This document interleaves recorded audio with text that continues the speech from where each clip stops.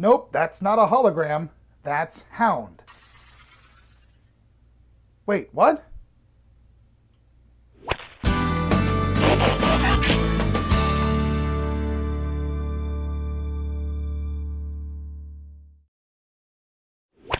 Hey everybody, this is Chris and welcome to my Transformers collection. And here is another 1984 original Hound. He was on the Ark, he crashed into the volcano, and Teletran 1 turned him into a green military Jeep. This is actually a scan, and I know it's not the best quality, but it's a scan of the figure that I owned back in the 90s when I was collecting sealed pieces. I actually scanned it in, because, didn't have digital cameras and stuff then, for my old website called The Transformers Collector, and oh boy, that's bringing back some really, really old college memories. But anyway, this is the only photo I have of what Hound looked like in his original G1 package. The version that I have in front of you is actually the what's called Takara book box or book reissue. It came out in 2004.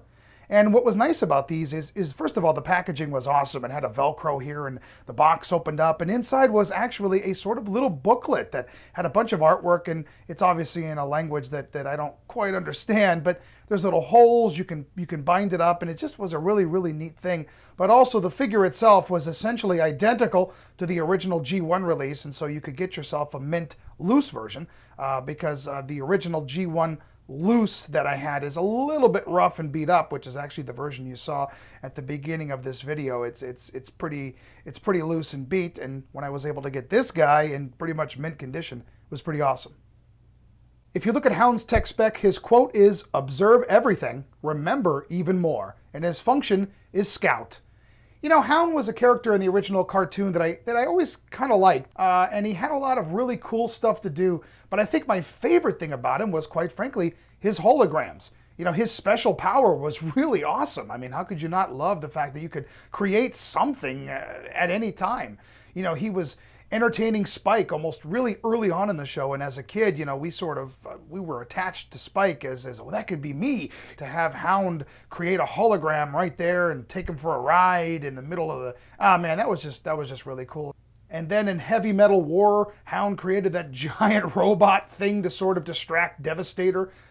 And in More Than Meets the Eye Part 3, Hound actually used a hologram to create an entire rocket base. So yeah, his superpower did not mess around.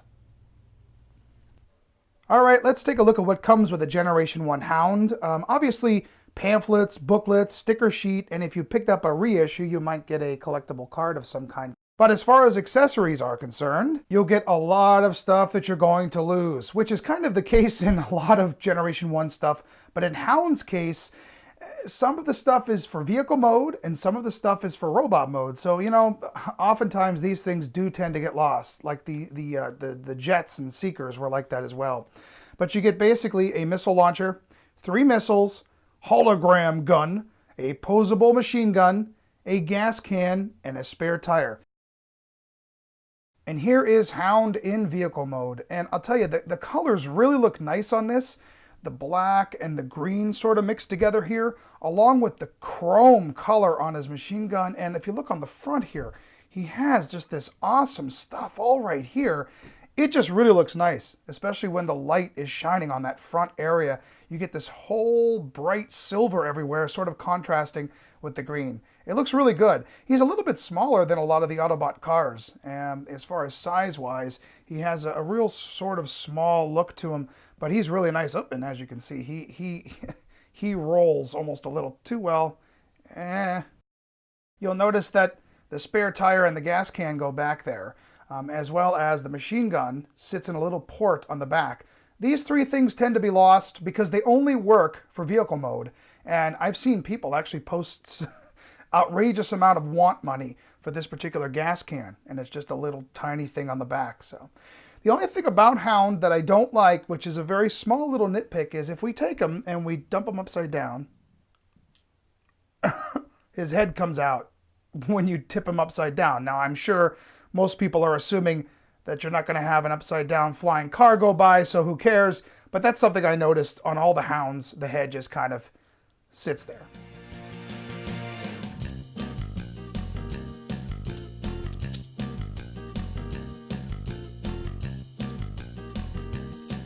And here is Hound in robot mode, and he's short and stubby, and but he still looks really good. Again, a lot of it is this chrome stuff everywhere. It just really brings out a lot of the colors on this guy. Obviously, the missile launcher on his back, you actually have to clip in and put the missile in, and it fits really nice, really snug and secure. And the gun you can put into either hand.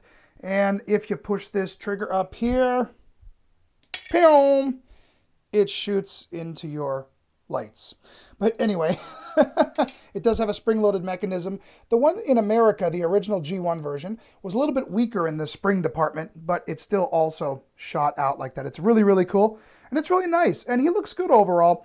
Hound seems to have a lot of sticker wear, and I think it's because the stickers are placed in a location where you have to do a lot of transforming, and they rub against stuff, and it gets beat up a lot. And so, you know, again, another reason why I was glad to get the reissue, because I have brand new, close to mint stickers on this guy. I've only transformed him a dozen times or so since I got him, maybe.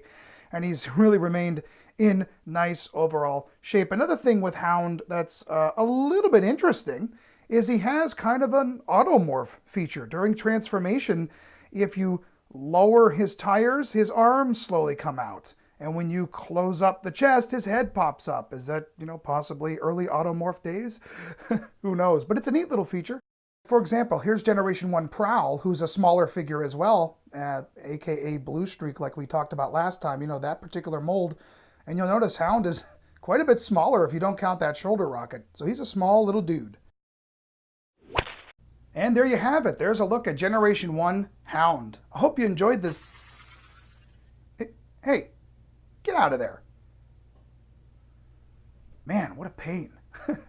This is Chris, rolling out.